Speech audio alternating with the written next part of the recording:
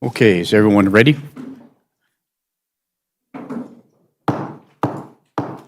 Good morning, everyone.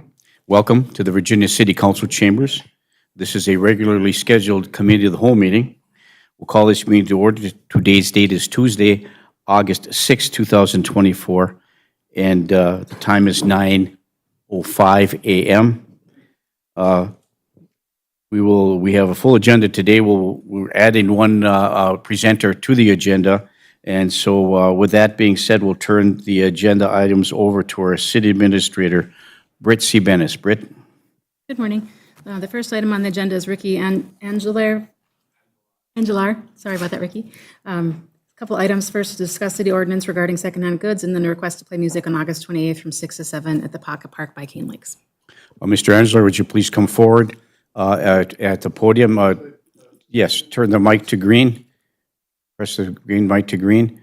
Welcome to the Virginia City Council Committee of the Whole meeting, and please present. Thank you. You don't say the Pledge of Allegiance before the council? No. Council meetings. Council meetings. You should every time. Oh, hi. Hi, guys. Okay. You know, that's why I asked about the Pledge of Allegiance. It says liberty and justice for all. Now, you tell me in these thrift stops where they got their liberty or their justice. I talked to Brian a while back, I don't know if you recall, and I said, Brian, what law are you standing under to make this ordinance? And the law is very precise on exotic and obscene products have to be so far apart. And 14th Amendment says you guys can't do it. And that goes under the First Amendment as well. I'm a civil rights activist. And anybody from businesses to human beings that are treated this way is not going to happen. And that's why I'm running for this council. My mother's middle name named me Allen. I'm the Allen Ranch, not the monkey, the Allen, because it's wrong. And you guys can justify it, not you, Brian, because they voted on it. I want their opinions. You guys voted on it. Now, please tell me what law you stood under, anybody, to give liberty and justice to the thrift stores. Huh? So you vote on things and you don't research? You vote on things and you don't know what amendments or laws you might be breaking on? Shame on you. Shame on you. This is Virginia. I love this city more than any of you. My family's been here 1906, 1 year after Cane Lakes. We sold alcohol, we had the electric railroad, and that's why when that bus company came in, kicked us out. Otherwise, we would have been very prominent people in this community. Now, this ordinance changes, or the only power I have is go to the news, because I ain't afraid to. I'm not afraid, nobody. I'm an Angela. And my father taught me to be bold and stand for justice. And today I do that. And I'm appalled. I know you guys. I don't know what you're thinking, and I ain't foolish, because I got one of you guys in my pocket, and you know who you are. And that conversation was homeless people hanging in front of Daniel's shop. And I got another news for you. Barb Stewart, had a thrift store there. So Daniel's grandfather did, just so you understand that. And if that don't change, Daniel's going to put a church there. You can't stop him. Constitution says so. So now you got choices. Now I know you guys are going to make the right choice and do away with unjust liberty and justice. It's unjust. Ooh, I love this city. We need businesses down there. Who knows that? No one? No one can answer that? Well, Mr. Angela, you want an answer? I'll give you one. No. You asked for one? I'll give you one if you want one. Okay. Okay, please continue. Oh, I said, go ahead, okay. Please continue. Okay, all right, that's where I'm at. And if I wanted to have a thrift store, I would. And you guys know I go to the people. And I have a great job. Walmart, I welcome you. You know how many people do not understand that voted you guys in? Why you did this to a man that has more in this community than every one of us. And you're stopping him from opening a shop to help homeless people. I kind of want to vomit on that one. And now I've said my piece, and I see none of you had anything to say, but Larry. So I'll rest there. Okay, do you want, your second item on the agenda is? I want to have a political rally because I'm running. If I win the primaries, I want to do it at that park. Excuse me? It's going to be a political rally on August 28th from 6 to 7:30 at, I don't know, by Cane Lakes. You guys call it some kind of park. The pocket in the park, you're That would looking- be it, sir. You're seeking permission from the city council to have a music venue there on August the Yeah. 28th. I'm not going to lie, I will be talking about my running for office. It won't be long speeches, but in between songs. Okay, thank you. Is a permit required for that, Britt? Oh, okay. So we need to schedule that with the Park and Rec Department, is that correct? Okay, thank you. We'll make a decision here, and then you'll just have to schedule that with Park and Rec that day. You don't need a permit in which to perform there. It's a pocket park. It's open to the public. Yeah, okay, I'm well known, just so you know, it might get pretty, Yeah. so traffic might be a little messed up. Well, you can call the Park and Rec Department. We'll give you the number. I got it. Okay, you have, and just arrange, if there's nobody scheduled for that, you're welcome to play there and speak your piece, and whatever your purpose is, it's a public facility. You can utilize as you deem appropriate. Most of my purpose is so I can hear the rec department. I want to start performing at the venues in town. Certainly, makes sense. What my majority of my. Very good, Mr. Angelar. If I offended somebody, apologize. I'm not a Christian, I'm an activist. I don't never meant to offend anybody. But when I see what's taken away from the people, I will speak, and I will speak with my authority. God bless you all. Thank you, Mr. Angelar. Britt, next item on the agenda, please. The next item on the agenda is the addition you had referenced. We have Apurva Patel here to give us an update on the hotel project.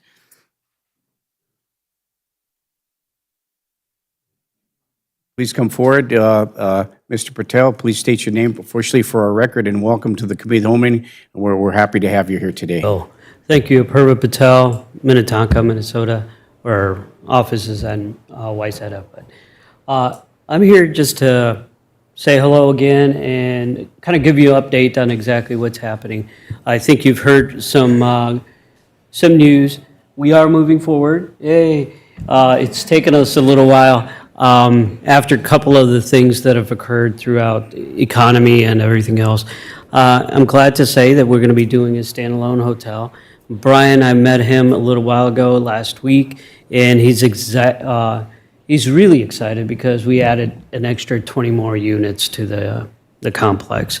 So we're going to be doing a standalone hotel prototype once again. And, one of my requests is obviously financial due to some of the constraints, but we figured all that out.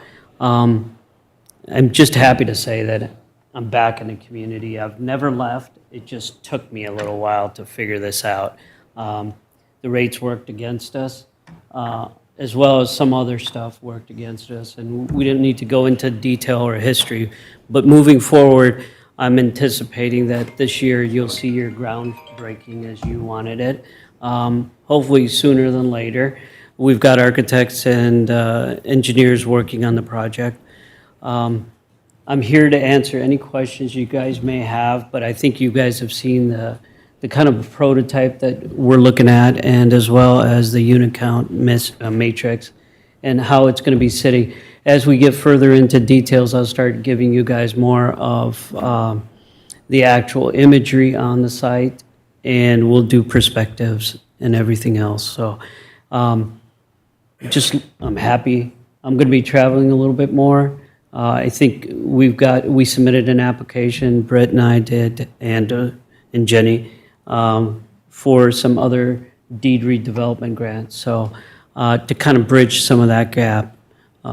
So that's about it. I'm just excited to be back again. I've never left, but back to the podium again. Well, Apurva, we're happy that you're moving forward. We're very excited about the project, have been for a long time. From a personal perspective, thank you for making the investment in the state of Virginia, particularly in the area near the Iron Moise Event Center, which give us a big boost economically in that regard. And just for the record, if you wouldn't mind introducing all of us, your colleague today. Sure. Rahul Kansara is here. I think you guys all met him individually, but Rahul Kansara is still going to be handling the hotel end of it. We will have a second phase. At that point, Rahul will be also doing that along with my other nephew in regards to management of it. We will, by the way, I promised Brian, I promised you before, and I wasn't able to deliver, but I will deliver this time. I promised Brian that I would get him into the hockey season 25-26 because he's shooting for some regional tournaments and national tournaments and nationals. So I will give you that hotel by then. So, Well, thank you, that's about Apurva. Any questions from the council? I think we're all excited about the good news and the update moving forward. Thank you, Raul, for coming as well. Does anybody have any questions, comments with respect to that? Councilor Motley. I don't have any questions. I just want to say thank you for coming here. I know you're probably a very busy man, and we appreciate your commitment to this city, and we're all very excited. Thank you. I will tell you, one of the things, I had a conversation with Larry and as well as Brett and Jenny one time before. This community is kind of special. This is America. And this is what America stands for. I am an immigrant. I think I've already told you guys all that. I came here when I was 7. This, to me, is what we aspire for. And to see a community not have, I think kills me as an immigrant. So you don't have to say thank you. This is my giving back. So thank you all. Thank you. Councilor Paulson. Thank you, Mayor, and I just want to echo Councilor Motley. I truly appreciate your commitment and dedication to our community and keeping at it to make sure that it was going to go. And I know everything changed after COVID and rates changed and financial constraints. So I personally wanted to thank you because I think it is a big deal, and I appreciate all the partnerships and Britt, all the staff time that everyone's taken, and we are certainly encouraged to have the new hotel, and I think it'll just be an amazing benefit also for our Iron Trail Motors Event Center facility. And anything that you need, please reach out and let us know, and we all would appreciate those updates. So it just helps us to communicate to, our constituents what is actually happening, and I think everybody is really jazzed. So thank you guys so much, appreciate it. I do also have to say thank you to the staff. They've been tremendous, as well as all of you guys. Once again, I hate to get on that soapbox, but that's just what America is, a community working together. You guys, staff, us, and the general community. I guess I can't exemplify more, but this is what America is. So, thank you for the staff. If you guys. Thank you. Councilor Beyondich. Thank you. I just want to say a quick thank you. I know the perception with the public that I've heard is it's never going to happen, but it is going to happen. So I'm glad you came to address the council and the city to let us know. Thank you. No worries, no worries. Fantastic. Look forward to a meeting with you once again. Expect me here sometime in October, and I'll start laying out. Thank you. I'll polish my shoes for the grand opening. Okay. Thank you so much. Appreciate that. Okay. Britt? Thank you, Apurva.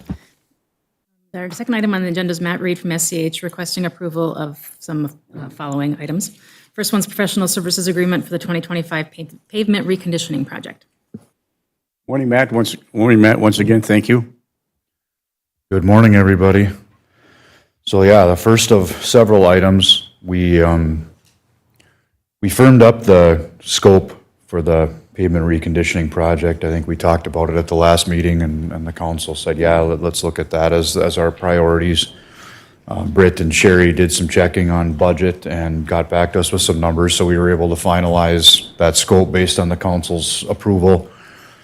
And so what you've got in front of you now is just the agreement for professional services for us to move ahead with getting the plans and specifications ready. We'd hope to probably bid it in, I don't know, December, November, sometime this fall or right after the first of the year for next year's construction. So I'd be happy to answer any questions you might have. Thank you, Matt. Counselor Johnson. Yes, so this would be a total up to 56,300, is that the number? Yes, Okay. yes. I will move the, let me get the right words here. Agreement. I will move the agreement for up to the stated 56,300. Counselor Johnson moves to approve the agreement for professional services for the 2025 reconstruction project, and supported by Counselor Beyondich. Is there any further discussion? Hearing and seeing none, all those in favor signify by saying aye. Aye. Aye. Opposed? Motion carries. Okay, thank you. Item number 2, change order number 2 for the 2023 street project. So when the contractor was out digging on 6th Avenue, they ended up hitting a water line that wasn't marked. It wasn't anybody's fault necessarily. It was one of those long time ago things where it was actually hidden in a steam, in some sort of a casing pipe that even VPU didn't know it was there. Nonetheless, they hit it, they had to fix it, it was a live line, so it's been repaired. That is the cost of the change order for that project, and I'd be happy to answer any more questions that anybody might have on that one. I'll move the approval of the change order.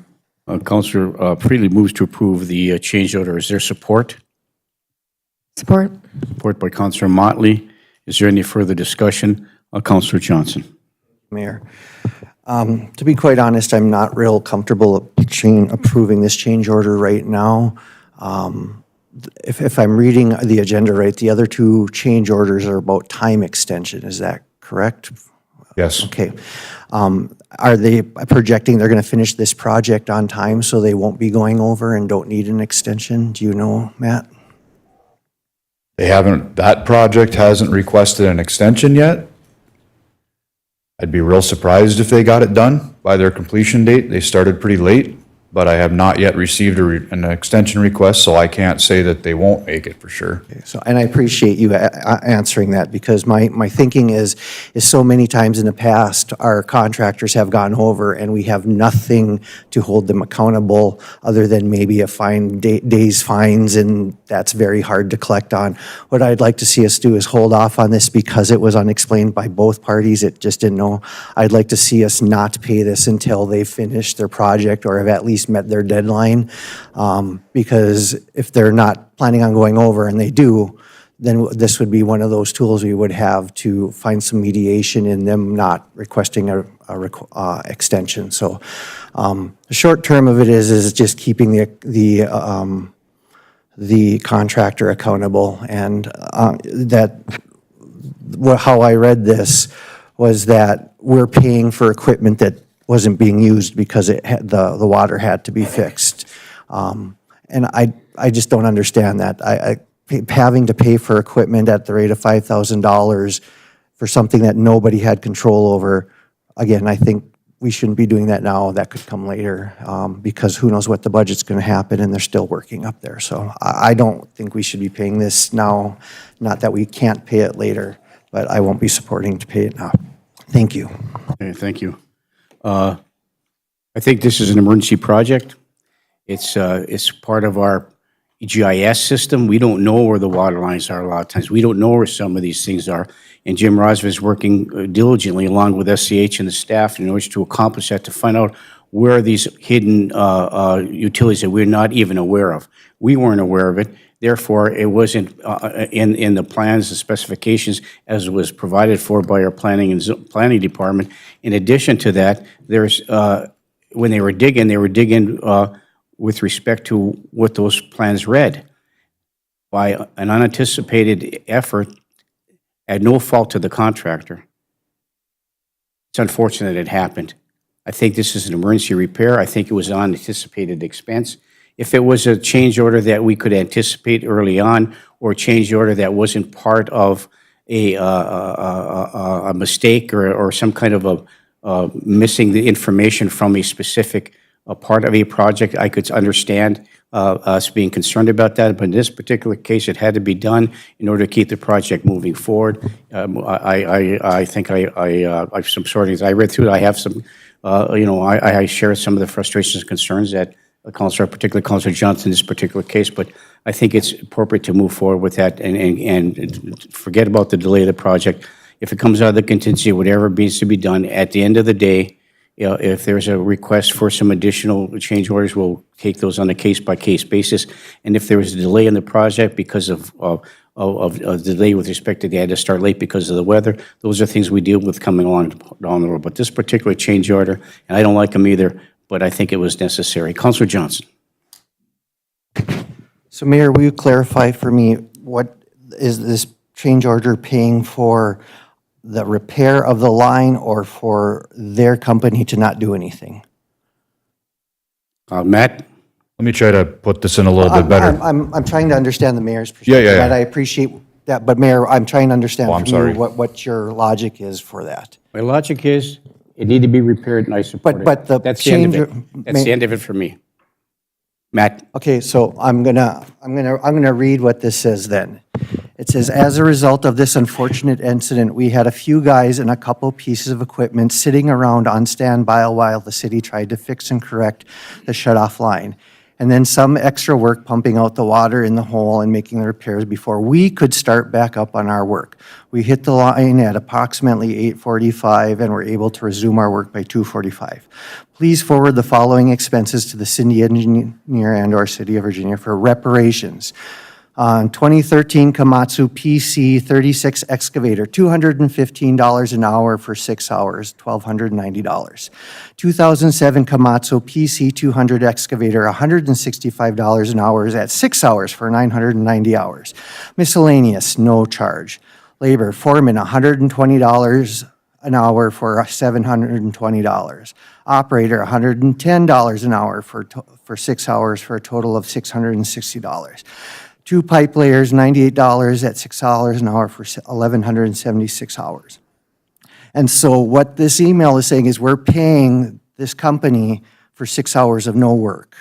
And what I'm saying is this had nothing to do with the repair. Our crews fixed the repair. This is not a change order to fix the repair. Is that correct, Matt? It is a change order for the equipment and people that sat doing nothing. It's for both. It wasn't a significant repair once they finally got it isolated and were able to get it done. So you see they're paying for some fittings and some pipe.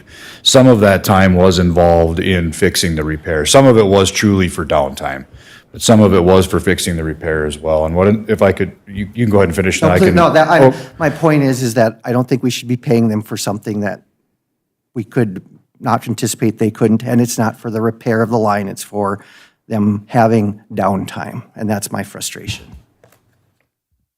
Yeah, thank you, Thank you. Councilor Johnson. Yep. It has been moved and supported. Is there any further discussion? Councilor Paulson. Thank you, Mayor. Matt, could you explain then what the downtime versus the on-time and? I'd have to look back in our notes to get the exact breakdown of that, but they hit the line.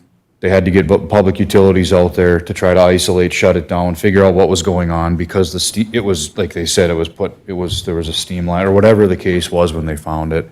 It didn't get marked, which normally you do a go for state one call and mark all these utilities. Public utilities didn't know it was there. So it wasn't like they could go locate it, right? So after all was said and done, there's some time sitting around. They had to wait till the repair was able to be made. When they get everything isolated, they went and made the repair, and then they were able to start going back on their project. So I don't have the exact breakdown of what the downtime versus working time was. That's great. Thank you for the explanation. And then what was the amount in the contingency fund for this project? Let's see. I can get that for you. I don't want to guess. This is well within that. We've got, I want to say we've got a six-figure contingency on this project. It's a So we do have, multi-million-dollar it's not like project. we're dipping into city finances to pay this No, it's part of, it would be part of the contingency. change order. Okay. So as part of the contingency, there is plenty of money to cover this change order? Yes. Okay, thank you, Matt. Thank you, Mayor. And if I could, Steve, just maybe to, on the timeline thing, just to maybe make you feel a little more comfortable on that, we do hold the 5% retainage on all of the pay apps. So by the time this project is done, we'll probably have, I wish I could remember what the bid was on this one, but it'll be a fairly healthy amount of retainage. So when it comes to something like at the end of the project, if they don't get it done on time, we will have the ability to work with that as well. So just FYI. Thank you. Thank you, everyone. So it has been moved and supported. Is there any further discussion? Hearing and seeing none, all those in favor signify by saying aye. Aye. Aye. Opposed? No. Roll call, please.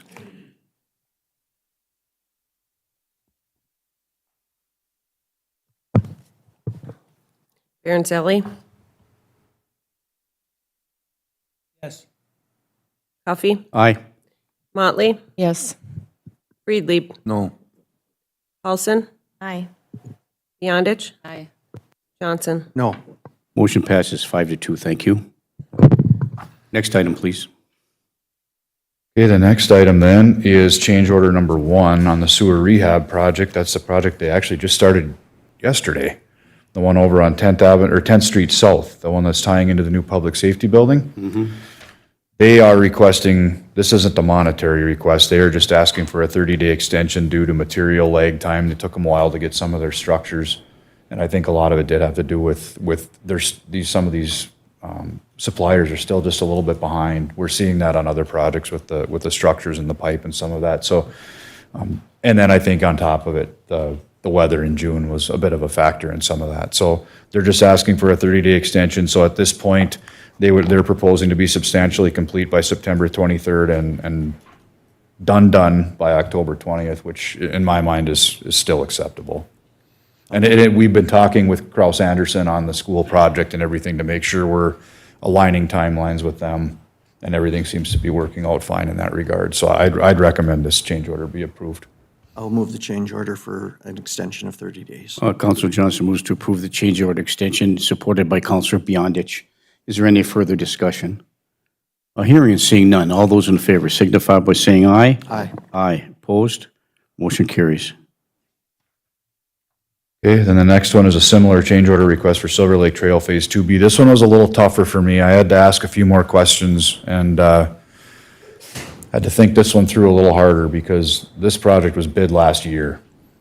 And so I wasn't as ecstatic about giving a 30-day or recommending a 30-day extension on this project. However, in talking with the contractor, they were running into some material supply issues as well over the winter with the aluminum and everything. They do have all of their dock sections put together. They did work with us to make sure that we got all the grant money spent. They are working. They just haven't slid the dock into the water. It's not going to take them very long once they start putting the dock in the water. As I looked at it holistically, they've been real good to work with on this project, so I didn't feel it was worth fighting with them over 30 days. They're going to have it done this year yet. So as a result, they actually asked for 30 to 60, and I told them I'd recommend 30. I'm not going to recommend 60. So that's my recommendation to the council, is that we go ahead and approve a 30-day extension for this one as well. I'll move that. A move to approve by Councilor Paulson. Is there support? Support. Councilor Motley, is there any further discussion? Hearing and seeing none, all those in favor signify by saying aye. Aye. Aye. Opposed? Motion carries. Okay, thank you. And last but not least, we did, at the council's direction, go ahead and rebid the 18th Street Culvert Project, and you can see by the information provided in your packet, we actually got more bids this time than we got last time. I was actually surprised. And we did get one. Northland Constructors was the low bidder. It was still just a hair over what our estimate was, but it's $30,000 less than what the low bid was last time.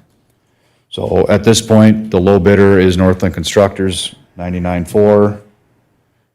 I'll put it back in your court to decide if you'd like to move forward with it or not. I can certainly answer any questions you might have. It is a time-sensitive issue due to the fact that that is the same contractor that is working with MnDOT, and they are, you can see they're starting to move up that way, and so they want to get pipe ordered and everything. If we're going to move ahead with it, if not, then fine, but if we're going to move ahead with it, they'd like to know ASAP here, so. Okay, thank you. I'll move approval of the bid. Counselor Freely moves to approve the resolution to award the 18th Street North Culvert replacement to Northland Construction. Is there support? Support. By Counselor Johnson. Is there any further discussion? Counselor Beyondich, then over to Counselor Paulson, then over to Counselor Motley. Counselor Beyondich. Sherry, I know we had this discussion the first go-around with this, where we were going to, because this was not part of the budget, so where would the dollars be coming from? Like I mentioned last meeting on this, we did set aside 400,000 last year for overlay, and we didn't use it. So we can take from there, or else I know that we have a healthy reserve right now yet in the contingency fund. Thank you. Thank you, Counselor Beyondich. Counselor Paulson, that was your question. Thank you. Counselor Motley, Same, thank you, Mayor. your question as well. Thank you very much. Thank you for that clarification. Sherry? We have a motion support. Is there any further discussion? Hearing and seeing none, all those in favor signify by saying aye. Aye. Aye, opposed? Motion carries. Thank you. Mayor, can I ask, am I okay to, I know it was a 7-0 vote, I know it's technically not official because it's not the council meeting, but am I okay to tell them to go ahead and the official award is coming on Tuesday so that they can start working on their bonds and insurance? What are the legalities of us allowing them to move forward contingent upon? Yeah, I think we would be, given this vote, I think we would be okay allowing them to start at least getting the. Okay, thank you. Do you need that in the form of a motion? Not necessarily, I don't necessarily think we need a motion, we could just say, we're comfortable with you delivering that message. Obviously, they should understand that it's contingent upon that final vote, but this is a strong suggestion. Thank you. Is the council amenable to that? Any questions or concerns or comments about that? Okay, thank you, Matt. Okay, I'll do it. Thank you guys very much. Thank you. Item number 3 is approve the request from Gethsemane Lutheran Church and East Methodist Church to host the Rock the Block picnic and to barricade 3rd Street South between 9th Avenue and 10th Avenue between the two churches on Tuesday, August 20th, 2024, from 4 p.m. to 7 p.m. So moved. Moved by Counselor Paulson and supported by Counselor Beyondich. Is there any further discussion? Hearing and seeing none, all those in favor signify by saying aye. Aye. Aye. Opposed? Motion carries. Item number 4 is we had, as directed, we had obtained RFPs for cleaning services for City Hall, Library, and the Iron Trail Motors Event Center. I believe in your packet is the RFP. We have one RFP that we received back. It's not in the packet. So we'll need to decide if we want to move forward with the cleaning or not. There was a flat fee they had proposed per month for cleaning. Counselor Paulson? Thank you, Mayor. Since it's not in our packet, should we We can wait till the next meeting. wait until we get that? Is it a full documentation, like what the services they would be providing and everything? Okay, so if we don't have that information, can we move it to the next committee of the whole? Would it be the next committee of the whole? So we can actually discuss it and not go to the council yet? Okay, so I'll move that item number 4 to the next committee of the whole meeting. Okay, Counselor Paulson makes a motion to move item number 4 under Building and Grounds, regarding the response for the RFP for cleaning service for some additional information and documentation, and move it to the next committee of the whole meeting. Is there support? May I amend that Yes, quickly? please, go ahead. It would be items 4 and 5, since neither one of those are in the packet. Okay, do we need those separate motions, number and number 5, or can we do it in one motion? Okay, Okay, so item just number amend it, 4 and 4 and number 5. 5. Thank you. Counselor Paulson is requesting that both item 4 and number 5, the second one is to set an interview committee for RFP responses for concession services to the next committee of the whole meeting. It's been moved. Is there support? Support. By Counselor Motley. Is there any further discussion? Hearing and seeing none, all those in favor signify by saying aye. Aye. Aye, opposed? Motion carries. Thank you. Item number 6 is a request that came from the July 16th, 2024 Committee of the Whole to review the Virginia housing map. Jenny's got a digital presentation and also the maps on the table.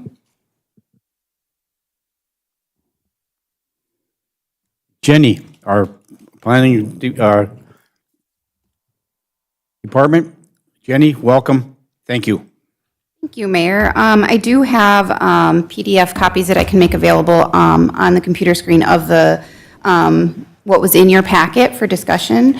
So, you know, just here today to provide you the maps that were put together in part with St. Louis County, their vacant Quad Cities parcel mapping tool that they provided us electronically, as well as zoning maps of all the vacant parcels in the city.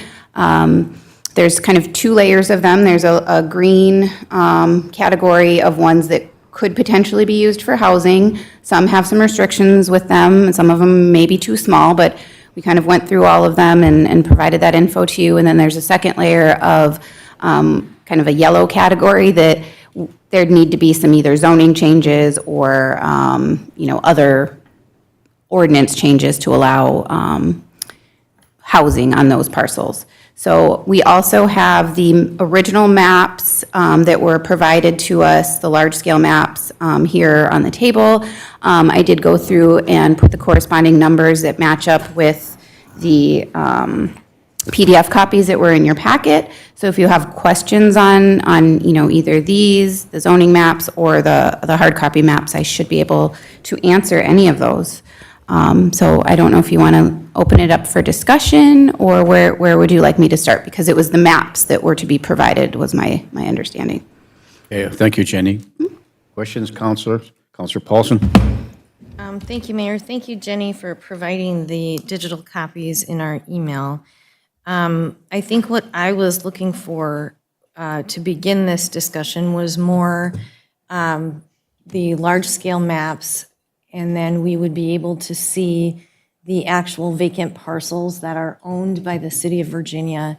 I appreciate the St. Louis County is working on the overlay for zoning. Is that what they're currently undertaking, and that's not been?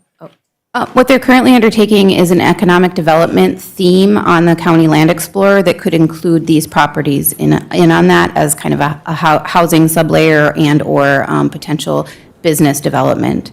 That's separate, I think, from this discussion. But. Okay, so what were we waiting for the county to get done with the GIS? We were waiting for them to get that beta program actually on the County Land Explorer, which they have it on there. They need more information from us at this point on what we want displayed on that. Okay, so I know we had discussed this project with W.A. Fisher, and so Those maps are provided on the table here. Right. Yeah, and so I had gone down, I was talking about something different down at W.A. Fisher. So the map, I don't know if this is the same map. This is just a test sample, so there was no cost involved with this. I don't know if this is the same map, but what I'm looking to do is to break up Virginia in quadrants, like we did the last time for the, I don't know if this is the same map. I can.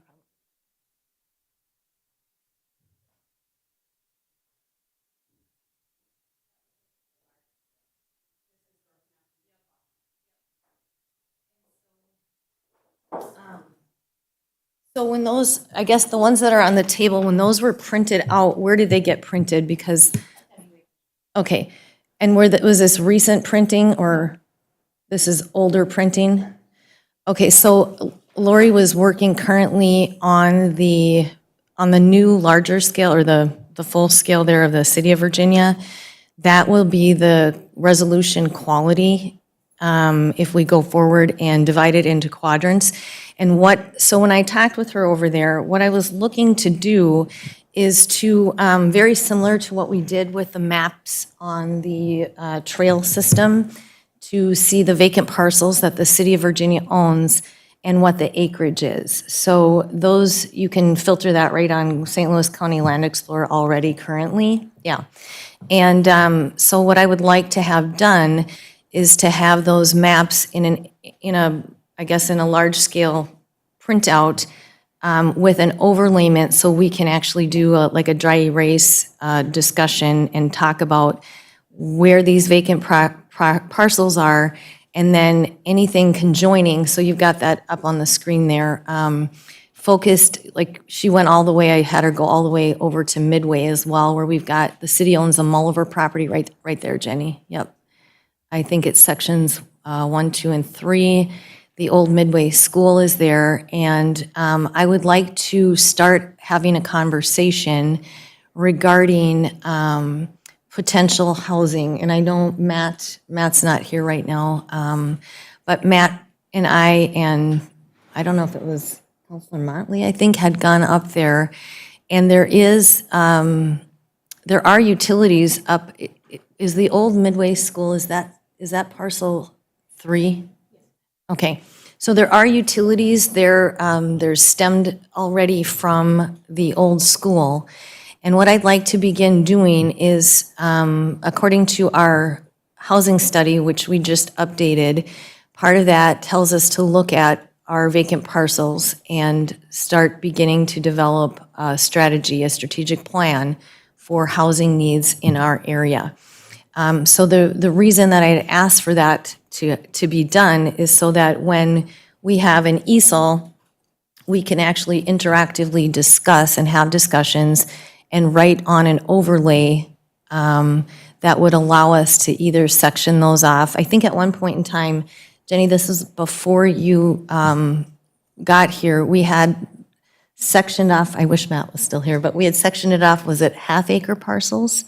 Or was it quarter-acre parcels? Half-acre parcels. So what I'm looking to do, and I don't know if the rest of the council is looking to do this, but upon, having all these different housing discussions occurring in different, there's been more regional housing conversations happening, I'd like to take that and bring it into our community as to what our needs are according to our updated housing study. And so I appreciate all these maps. I think it's fantastic that there are these maps available. And I don't know if these are all the light blue, Jenny, are all of those the vacant parcels that the City of Virginia owns? Those are all municipal parcels within the city, but they're not, what I had to do for these PDF maps through the County Land Explorer was take out all of the right-of-way parcels, all the parcels that weren't developable, publicly owned properties such as parks, golf course, things of that nature. So we had about, I want to say, 173 parcels that are kind of displayed in that light blue there. Originally, and I weeded that down to ones that we actually could work with in this format to, it was 26 of the kind of green that could be for residential, and then 15 additional parcels that could either be business or potentially residential, depending on ordinance amendments. Okay, that sounds great. So can these then be, can we just maybe write on these maps? Yes, those are, so what I did, I actually took these maps and put the same numbering system as I had provided in the PDF copies on these maps to the best of my ability because they're different scales. And then I have, write-ups on each of these properties that we could go through, we could discuss them.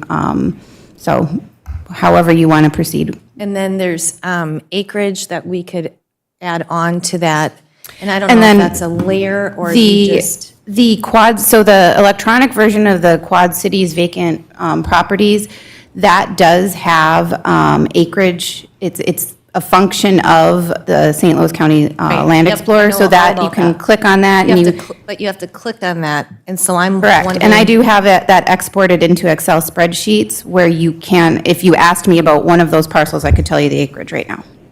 Okay, so that's excellent. And then we could use these maps as a tool then to say, okay, we've got 17 acres here, 12.6 acres here, whatever that is. And then I don't know how we want to proceed forward, but my thought process is when we're looking at our housing study, we need to bring in our updated housing study and look at these vacant lots and say, okay, now how do we want to plan forward? I feel like we need to maybe focus on our senior living, maybe with some apartment, condo, townhome style senior living, and then tie that in with single-family residential. And if apartments or workforce housing ties into this, we need to kind of plan for that as well. So I'd like to, we paid to have the upgraded housing study done. And so I feel that we need to actually start planning. Maybe it's a 10-year plan about what our community could or should look like. So I feel that this is timely. It's a conversation that's happening throughout the region. A lot of the realtors are having trouble finding people homes to purchase. And I think my thought process is if we could focus on senior living, and I don't know if that's in the parcel 3 or if we go into the city of Virginia proper and we say, okay, where's some parcels that we could potentially try to find developers for senior living, more the condo, townhome style living. If we do that and we take our focus that way, that may potentially assist in seniors and baby boomers selling their current existing homes in the city of Virginia Midway areas, and then opening up that housing stock for new families to come in and move here. So I think for me, strategically, I'd like to start this planning process now. We've already spent the dollars on the updated housing survey or study, and before that gets outdated and we need to do it again, I'd like to continue moving forward with planning, first of all, what parcels Virginia currently owns, and then maybe we can move forward to anything that the St. Louis County has in tax forfeit property, see if anything is adjoining in that. And then also, if there's any private ownership of any empty parcels, that we could pigtail that or dovetail that with any city, county-owned vacant lots as well, and create a development plan for different types of housing. But I think it's really important that we know where these areas are, what the barriers to or challenges to each of the areas. Some might have soil correction, some might have ledge rock, some might have, I know that I would have been parcel 2 in the Midway section, I believe, Jenny, that maybe it was one or two. I think there was some ledge rock involved in there, and it was a little cost prohibitive to develop that, one of those 2 areas. But I think in parcel 3, we already have infrastructure in place, and that might be something that we could start building upon and start planning with. Parcel 1 does have some ledge rock, to my understanding, my knowledge of that situation there. Parcel 2 actually has some restrictions on it as well in terms of it's available, but it may not be available for housing. It's dedicated to park use only.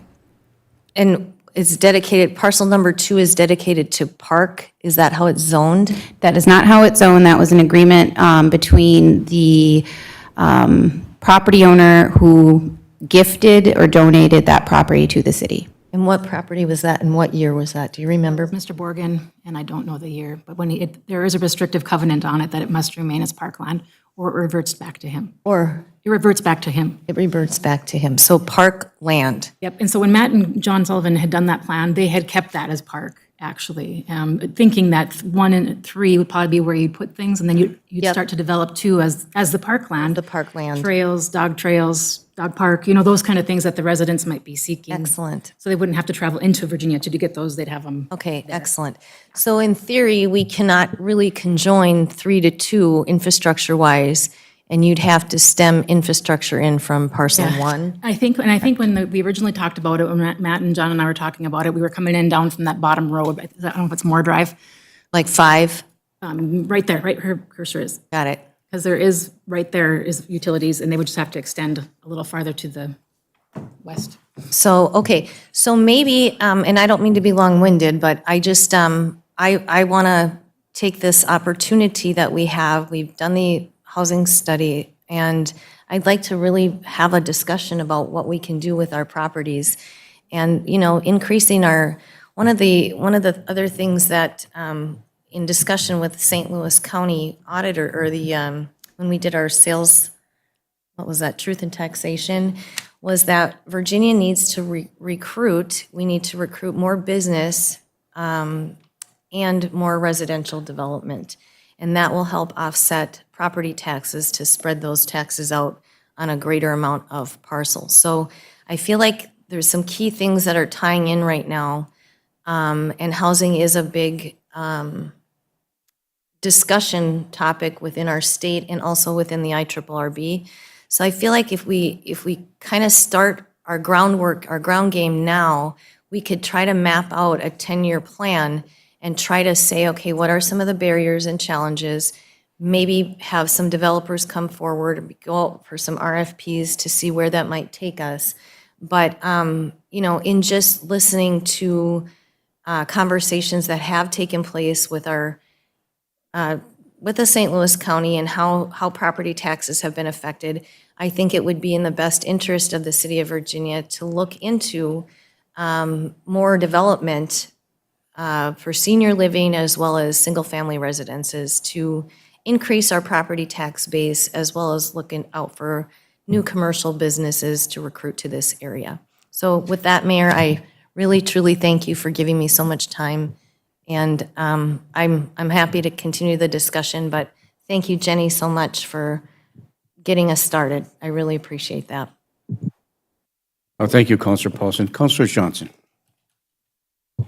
Thank you, Mayor. Jenny, thank you. The work you have put into this to the level of detail is astounding, and I truly appreciate you coming and having all of this information and having all of the answers that we needed today to move forward with this. I can't agree more that housing is truly one of the biggest challenges of the entire range, as noted by countless public and private entities. And I agree, we need to have this discussion, but it has to be a discussion of all types of housing.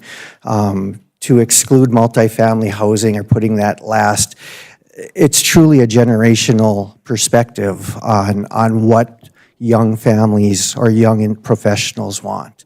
The research that I've said, even our housing study, really kind of draws an equal line around all of housing priorities.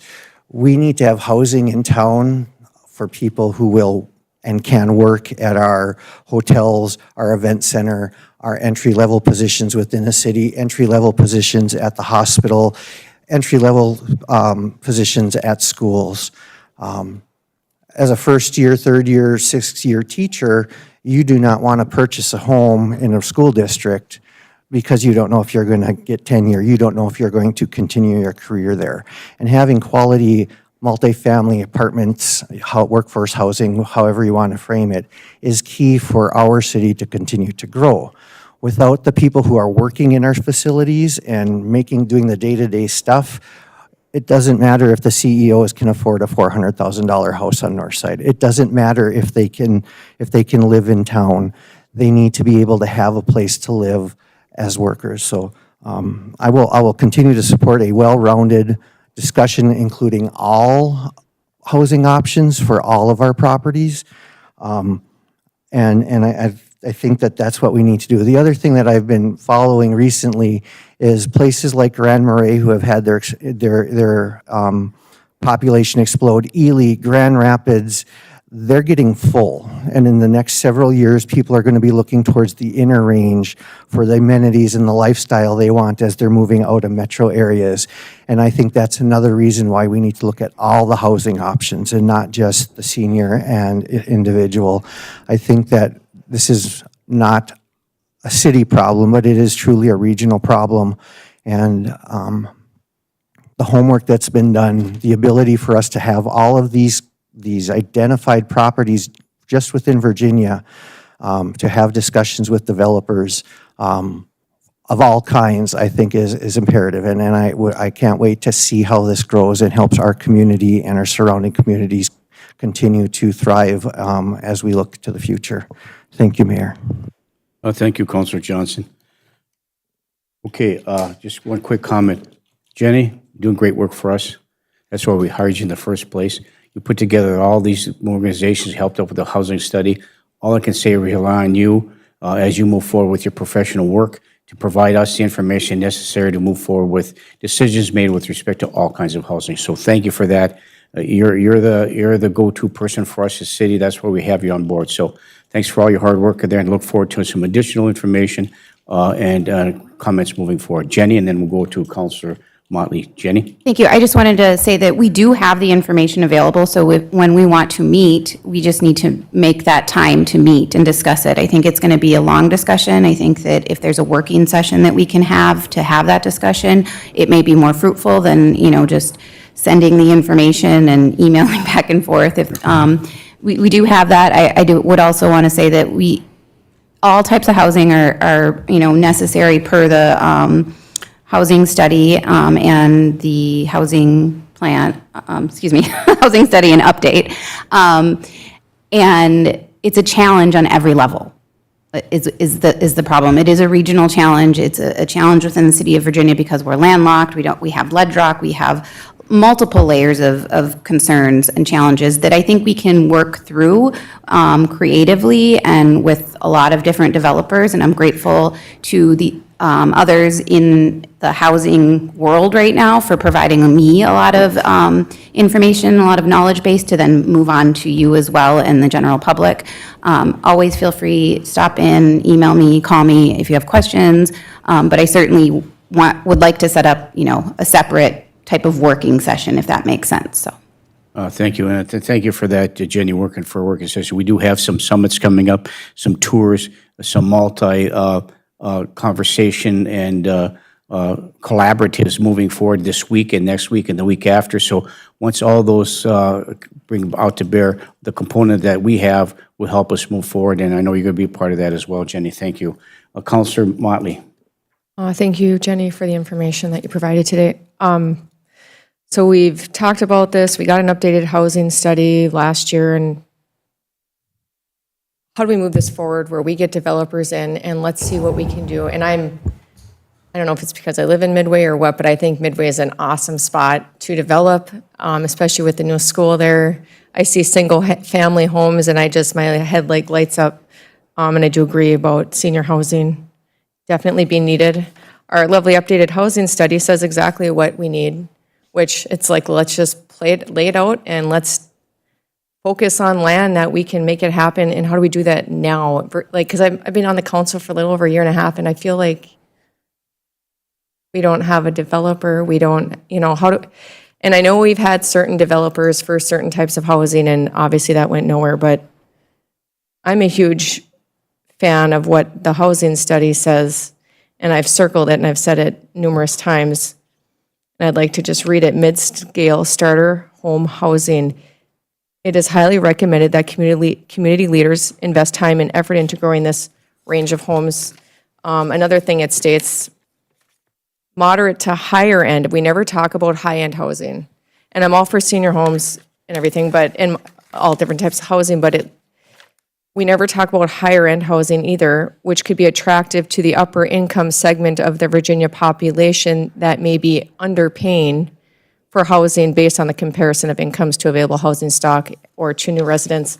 So I'll support anything, but I just want to see it move forward, and let's get some development rolling here. How do we move forward fast?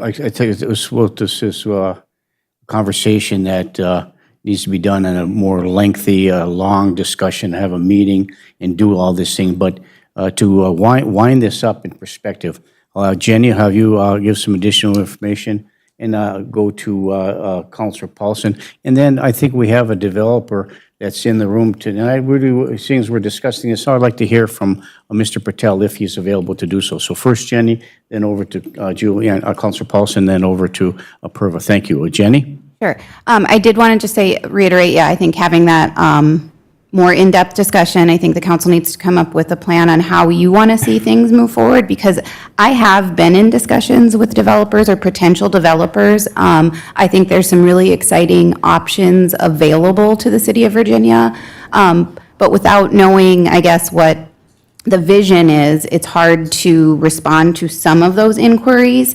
I definitely have had discussions on different levels of what type of housing we could get in Virginia. So that's already taking place, but we need, I think, like Councilor Paulson said, something in place, a plan, so that when I get those inquiries, I can say, I think I have council support on this, let's move forward.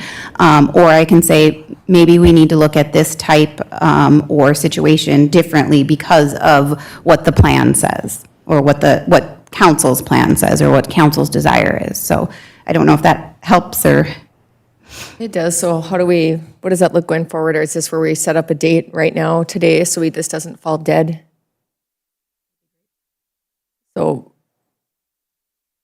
should we set up that date right now? We could entertain a motion to have staff research dates that's available for us to meet for this particular topic for some more discussion, and present that to all of us so we're available. Could it ever be in the morning or after work? Because I work like every day. I'm amenable to any time, so maybe have staff take a look at that and maybe get input from the council about what their availability is, and then go from there. Okay, thank you, Mayor. So is that your motion? Yes, I'll make that motion. Councilor Motley makes a motion to direct staff to set up a meeting to discuss the housing and our process moving forward, and get back to the councilors with respect to a time and date that's amenable for all of us to be present, and then invite those who are stakeholders in this regard as well, from a political or from a elected official perspective. So that's the motion. Is that correct? Yes, Mayor. And is there support for that motion? I'll support. By Councilor Paulson. Further discussion? Councilor Johnson. Thank you, Mayor. I would like to see us set a deadline of September 15th to hold that meeting, so we have some accountability. So I'd ask that it be amended that we set the meeting prior to September 15th. So the request for the amendment, Councilor Johnson, is to set this meeting up prior to September 15th. I would amend my motion. Is that correct? Okay, yes. Okay, that's amended to the motion. Will the second amend that as well? So it's amended to include a meeting set up prior to September 15th of this year. Okay, is there any further discussion? Councilor Paulson. Thank you, Mayor. So this would be like a working session or vision planning together? Okay, perfect. Thank you. Okay, thank you. It has been moved and supported. Is there any further discussion? Thank you, Jenny. All those in favor signify by saying aye. Aye. Aye, opposed? Motion carries. Thank you. If we'd like to hear from Purva, Councilor Paulson. Just super quick. So on item we don't have our budget sheets in front of us, but other professional services is under item 319 in most of our expense columns. And I see the community development planning has a budget allocation in the year 2024 of $64,500. Of that, year-to-date expense was $22,711.96 at 30% of the budget. So that leaves $44,870.54 in that other professional services line item. And I am wondering if there's any future allocation from now until the end of the year planned for the balance of those dollars, if anyone knows what the future allocation might be for the other professional services, and if we have a surplus in that other professional services, could we, as we move forward, begin to allocate some of that extra resources in that specific line item column and direct it to working towards anything to do with our vision planning and strategic housing planning? Sure, I believe Does- that's does all anybody- part of their authority for that. Sure, certainly, absolutely. Yeah, so there's a line item there, and if we could just maybe get some clarification, if there might be a surplus in that line item forecasted, then possibly we could maybe reappropriate some of that funds to well, it wouldn't be reappropriating, it would just be utilizing them for professional services in aiding and assisting us in our conversation for our working session in vision planning. And I don't know if I need to make that in the form of a motion? Okay, so just maybe have somebody look at and see if there's going to be a forecasted surplus in that line item. Thank you, Mayor. Thank very you, much. Councilor Paulson. Purva, thank you for volunteering to give us a perspective from a developer. Thank you very much. Thank you. No worries. You know, one of the things that I constantly hear, I've been doing these in about 4 different cities, we need all stock of housing. We need, unilaterally, we need housing, period. We need people that are getting aged, moving into other facilities, apartments, or senior living. And I think when you guys concentrate, I think it's going to be huge what Jenny recommended, and that is that work session. Right now, what we've done is implemented out in City of Red Wing. We've started with the development, which is what your phase 2 is really going to be about, is trying to get some of the older clientele as well as workforce housing, as you wanted, involved in there so we can regenerate our community. I think that's an important factor in making sure that your housing stock has the ability to do your single families, your senior livings, and the multifamily to handle our, whether you call it starter home, millennials, whether you call it, transitional housing. We need all stock. But one of the important things that when you're looking at these things, don't forget the financial ramifications of it as far as a developer is concerned. And it's a pretty tough job for Jenny to go and sell to developers in regards to financials if we can't meet our particular, development is really a matrix. It's all about dollars, really. And so we're taking our part on phase 2, and we kind of understood that market when we go develop the apartment side of it or the extended stay side of it. So on these single-family homes and all the lots that you do have, Jenny will be a part of the conversation. If you want us to have questions, call Rahul or myself or here, and we'll kind of explain to you what we're doing in Red Wing. Red Wing is facing the same thing as you guys are, and that was they have an aged population. We're trying to keep the youth there in order to generate. But one of the important factors, I think one of the council members coined out with the conversation with the county is that we need to make sure that we have income coming in. And how do you derive that? Well, one of the ways to do it is sales tax or disposable income. We do know that people in Virginia have the affordability, even though they may not fit the part or have the housing stock that they think that they need. But we know that they have the affordability to do it in order for them to vacate, which then Jenny, once again, has this immense, and Britt have this immense amount of projects to do. It is how do you entice the individuals that are moving out and the new residents in to remodel their homes? Is there benefits for front face facade grants or painting or lawn care? All those kind of factors I think you need to take in consideration, because when you look at the housing stock, it's not really about housing stock and the sale of it. You're actually selling Virginia. And so in our part, we're selling Virginia because of the actual hotel side of it, as well as we want to make sure that Virginia has that pool that you're suggesting, and that is that workforce in order to fit the hotels, in order to fit the mines, in order to supplement that. And you're right, you're absolutely right. There is a certain portion of the population that needs the high-end homes.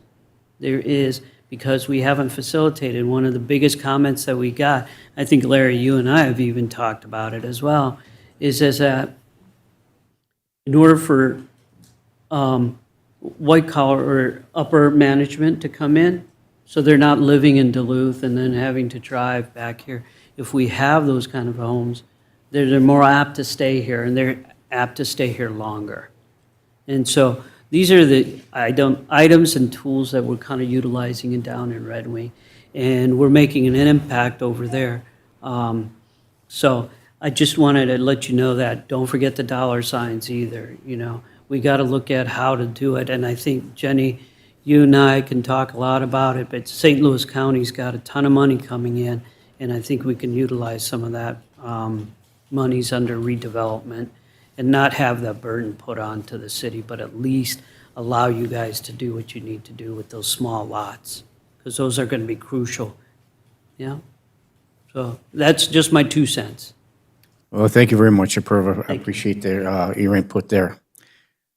Okay, we have a motion. We're going to set a meeting prior to September 15th to have a larger discussion about housing and the plan moving forward. So that's all set to go. So staff will let us know what times it could be available, and we can all look at our schedules to determine when we'll be available to do so. So thank you, Councilor, for that. It was a great discussion regarding housing and the mapping system. And once again, Jenny, thank you for everything.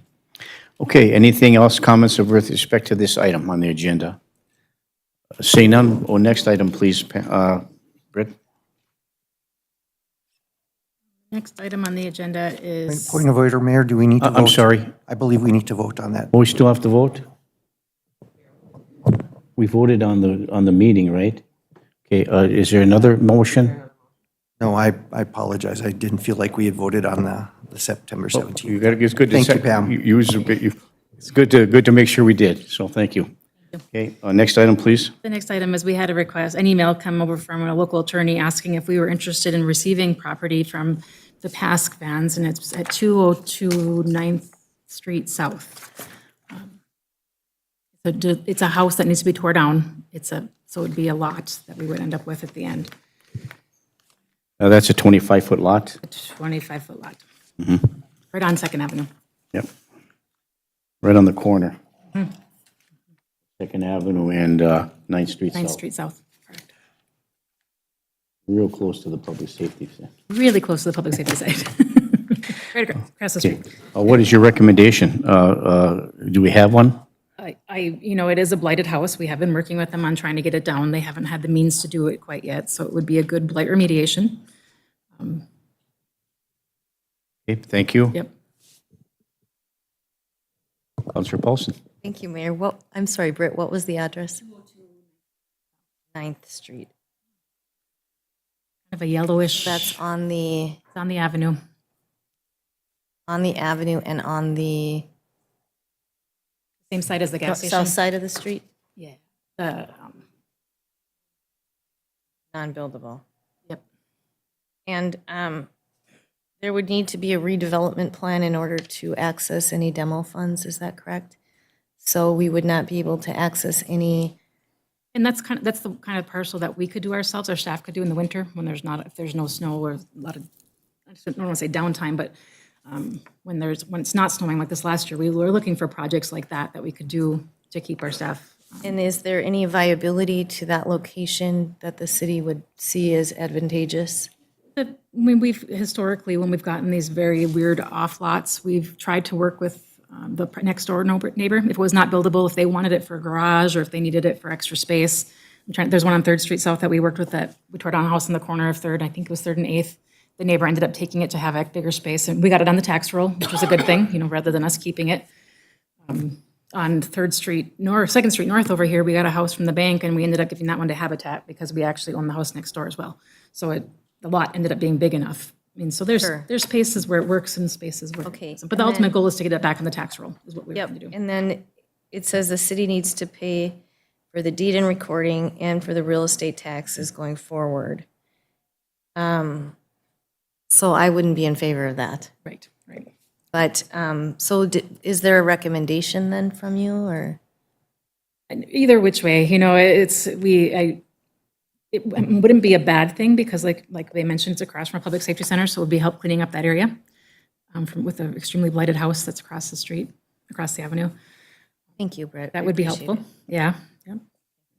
So a question I would have before we go to Counselor Johnson.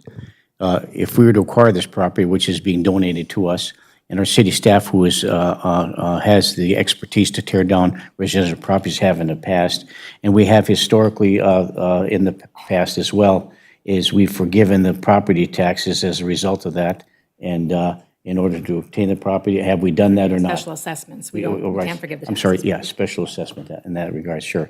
So, yeah, thank you for that, Britt. Counselor Johnson.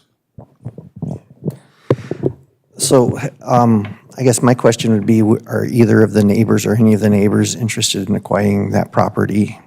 And that's a great question. And speaking what the mayor had mentioned too, is if they donate the property, right now, the current total that's due for 2024 is $2,531, $2,005.31. If we were to sell a lot, that would be our minimum that we would need to get, at least our costs back of what the taxes were, is what we usually try to do in some staff time, maybe tipping fee, nothing really outrageous. I would be much more comfortable if, I'm trying to find it on Google Maps. Is it behind the apartment building? Is that where we are on 9th Street? 202 9th Street South, correct? Yep. Because what I'm seeing on Google Maps is there is the an apartment building, and the first floor, I think, is some business. Really tiny one with a big tree And it's a in little front of green it. one with lots of trees. The yellowish one with lots of trees.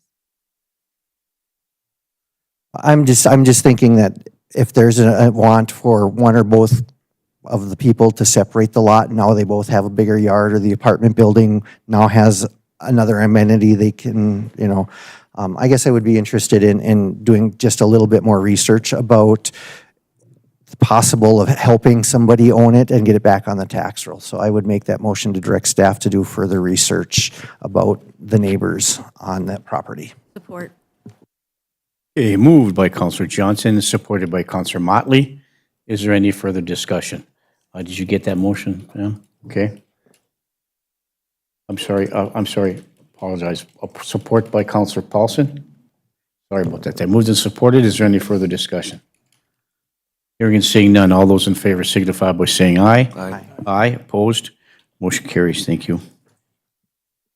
Next item, please. Thank you. Item number 8 is the staff was directed to start creating a request for proposals for solid waste and recycling services throughout the city. So we have in your packet a very preliminary draft of such RFP. And I just wanted to get it in front of you to see kind of where we were going with it. When we had discussed it last, we talked about we would be interested in doing commercial and residential both, where I'd mentioned some cities only do residential. They let the commercial figure out their alternatives. I did include in there recyclables collection through a subscription service. We added also a community-wide cleanup twice a year,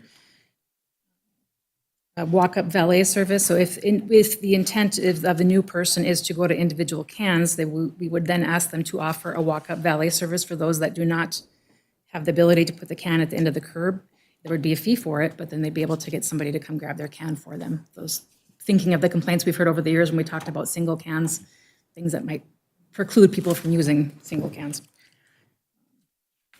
So this is a draft. This is just a Only. draft, and just for everybody to kind of take a look at where I was going with this to make sure I'm on the right path. Sure. And I also included in here the potential of having a yard waste day in the spring and fall.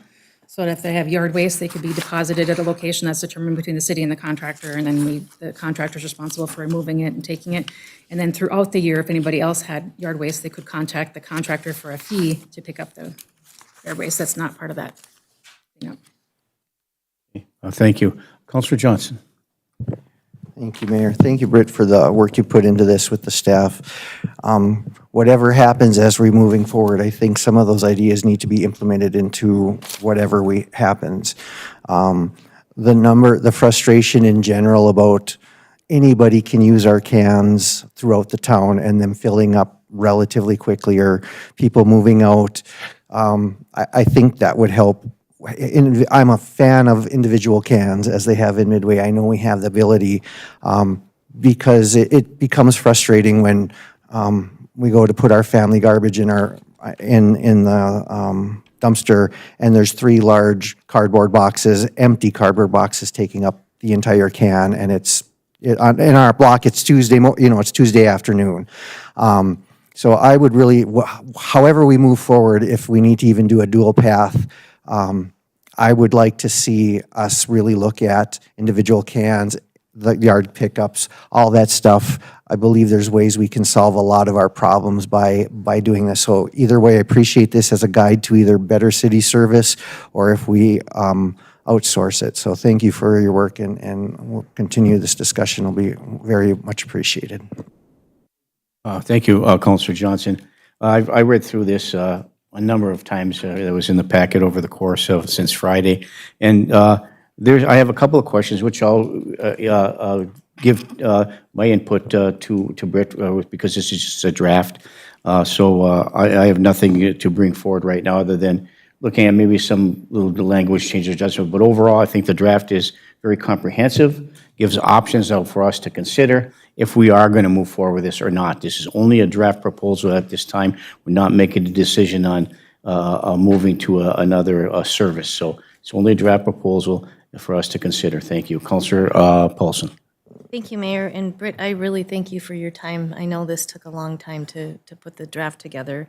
I think the new language makes sense, and I think it gives more options to property or homeowners, business owners. I would also agree with Councilor Johnson that we need to look at the individual cans as well as, and I think our city clerk had mentioned that in other communities, for some of the business places, that there's actually locks on the garbage cans themselves so that people can't dump in business dumpsters and then have no room for the businesses to dump their own garbage. So I don't know what we need to do to move forward, but I read it over and I'm comfortable with the language that is in there now. So if we need a motion to move that forward, I'm happy to do so unless you feel that we want to review some more. Let me keep working on it. I do need to get the tonnages and stuff in there still. So maybe if I bring it back one more time with any comments before the next committee of the whole, I'll bring it back to the next committee of the whole and we can talk about it one more time if that's okay. Very good. Thank you, Mayor. Thank you, Brett. Thank you, Councilor Paulson. So thank you. Councilor Motley? I also echo Counselor Johnson and Counselor Paulson, their comments. I have siblings that live in the cities and they have individual garbages and individual recycling cans, and it works really slick. Also, I was just kind of curious if we would go forward with this down the road or whatever. I didn't see anything unless I missed it about our current stock of trucks.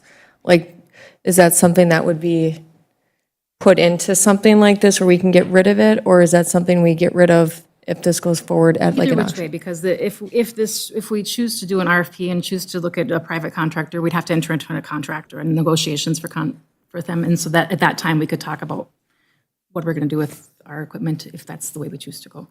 Either which, and if we choose to keep the service and just go to 90-gallon cans, we still have to talk about our equipment because it doesn't work without those kind of cans. I mean, so there's the discussion that we need to figure out. Okay, gotcha. Thank you. Thank you, Mayor. Thank you, Councilor Motley. Okay. Any other questions, comments about the draft? And staff will continue to work on this moving forward. It's very comprehensive. So we'll look for some of the changes that we all might recommend or some explanation of some of the language that's in there, so moving forward. So one more time before we review the policy, so thank you.